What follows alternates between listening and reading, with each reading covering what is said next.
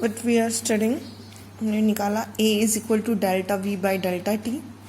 यहाँ से हमने डेल्टा वी की वैल्यू निकाली delta R by R into V. Simple delta V की जगह इस वैल्यू को हमने पुट कर दिया delta R into V by R upon delta T. Now V R को बाई आर को एज इट इज़ लिख लिया और delta R by delta T. यदि डेल्टा टी मैंने बोला आपको जीरो को अप्रोच करे तो सिंपली आप लिख सकते हैं velocity is equal to delta R by delta T. Delta R by delta T की जगह हम क्या पुट कर सकते हैं, velocity, that means time zero को अप्रोच कर रहा है, और आप यहाँ पर इसे क्या पुट कर सकते हैं, वेलोसिटी। मतलब हमारा जो ए चल रहा था वो क्या हो गया, वी और अपॉन आर। तो ये क्या आ गया बेटा, वी का स्केयर और डिवाइडेड बाई आर। मतलब हमारा एक्सेलरेशन की वैल्यू जो है उसके इक्वल आ गई वी स्केयर बाई आर के, और that acceleration is known as the centripetal acceleration. हमने इस एक्सेलरेशन को क्या नाम दिया है, सेंट्रीपिटल एक्सेलरेशन नाम दिया। इसे अनदर फॉर्म में भी हम लिख सकते हैं, हमारा एक्सेलरेशन की वैल्यू आई वी स्केयर बाई आर। अभी इससे पहले हमने एक रिलेशन पढ़ा आपका कि वी क्या होता है, ये निकाला था हमने कि वी वेक्टर बराबर ओमेगा क्रॉस आर होता है।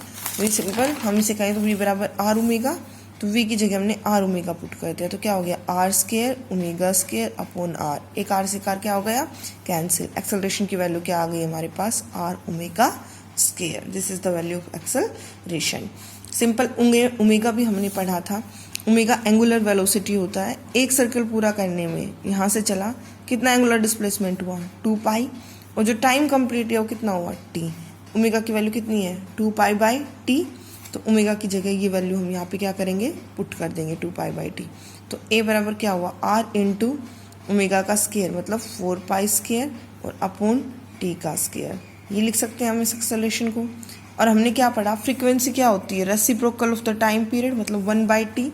आप 1 बाई टी स्केयर की जगह म्यू स्केयर, मतलब ए बराबर क्या हो गया, R into 4 pi square into mu square मतलब फ्रीक्वेंसी का स्केयर। ये भी क्या हुआ, हमारा एक्सेलरेशन हुआ।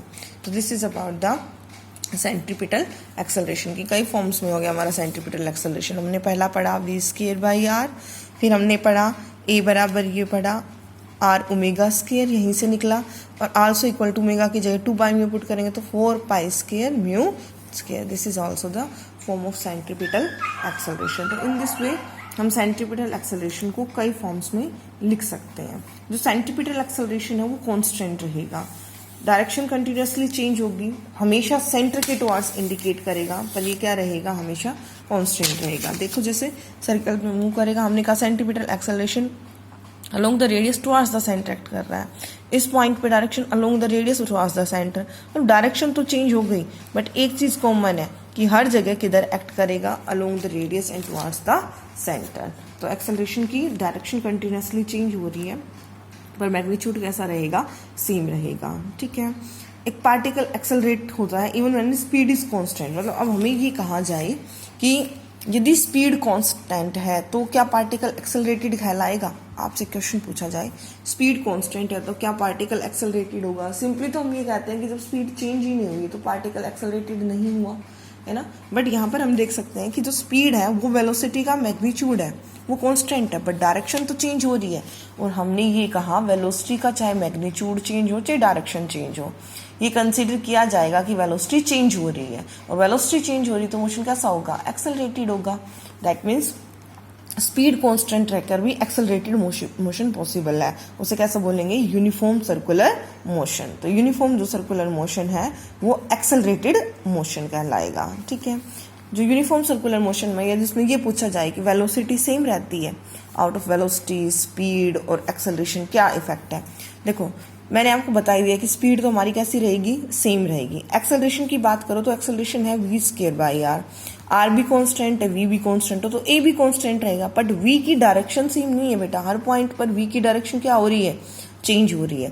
दैट मीन ए भी कांस्टेंट नहीं है, क्योंकि किसी वेक्टर क्वांटिटी के आइदर इन मैग्नीट्यूड और इन डायरेक्शन और इन बोथ, या तो मैग्नीट्यूड में चेंज हो जाए या उसकी डायरेक्शन में चेंज हो जाए या दोनों में चेंज हो जाए, तो हम उसे मानते हैं कि ये क्या हो गया है, चेंज हो चुका है।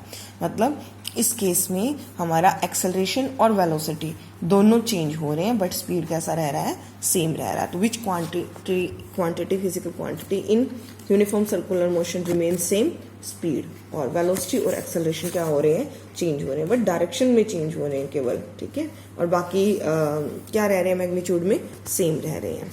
ओके, न्यूमेरिकल देख लेते हैं इससे रिलेटेड। देखो, ए particle move in a circle, एक पार्टिकल मूव कर रहा है सर्कल में, और जो ये रेडियस गिवन है वो है 20 सेंटीमीटर। रेडियस कितना है हमारा, 20 सेंटीमीटर है। एट 120 रिवोल्यूशंस पर मिनट, बेटा 120 रिवोल्यूशंस पर मिनट, इसका मतलब समझते हो फ्रीक्वेंसी क्या होती है, नंबर ऑफ रिवोल्यूशंस पर सेकेंड, है ना। हम फ्रीक्वेंसी को सिंपली क्या कहते हैं, एक सेकेंड में कितनी रिवोल्यूशंस कंप्लीट की, तो फ्रीक्वेंसी में क्या कहते हैं, number of revolutions upon time. यही तो करेंगे, जैसे मैं आपको कहूँ 5 सेकेंड है तो फ्रीक्वेंसी बताऊँ, तो हम क्या निकालेंगे, 1 सेकेंड की निकालेंगे ना। 5 सेकेंड में जितनी है और 1 सेकेंड में कितनी होंगी, 1/, मतलब जितनी भी यहाँ थी डिवाइडेड बाय 5, मतलब number of rotations by time, ये होती है फ्रीक्वेंसी।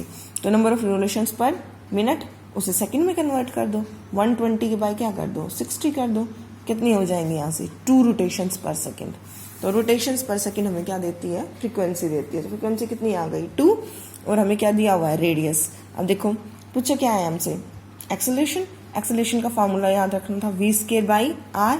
v की वैल्यू क्या होती है, r ओमेगा, तो r² ओमेगा स्क्वायर, एक r कैंसिल हो गया, अरे ये लिखा ना, v r ओमेगा होता है अपॉन r, तो क्या हो गया, r ओमेगा स्क्वायर। अभी is equal to r, omega की वैल्यू क्या होती है बेटा, ओमेगा एंगुलर वेलोसिटी है, 2 पाई म्यू, पढ़ा हमने ये, पुट कर दो वैल्यू, स्क्वायर करेंगे तो 4 पाई स्क्वायर म्यू स्क्वायर, बस r गिवन है। 20 सेंटीमीटर को किस में कन्वर्ट करोगे बेटा, मीटर में या सेंटीमीटर में भी निकाल सकते हो, आपकी मर्जी है, क्योंकि एक्सेलरेशन एसआई सिस्टम में मीटर पर सेकंड स्क्वायर होता है और सीजे सिस्टम में सेंटीमीटर पर सेकंड स्क्वायर होता है। तो बेसिक सेंटीमीटर लिख लो, 20 मल्टीप्लाई बाय 4 पाई स्क्वायर, और म्यू की जगह कितना आएगा बेटा, 2 रोटेशन है तो 2 का स्क्वायर। इसे सोल्व कर लिया, ये हमारा क्या आ गया, एक्सेलरेशन की वैल्यू आ गई इन सेंटीमीटर पर सेकंड स्क्वायर।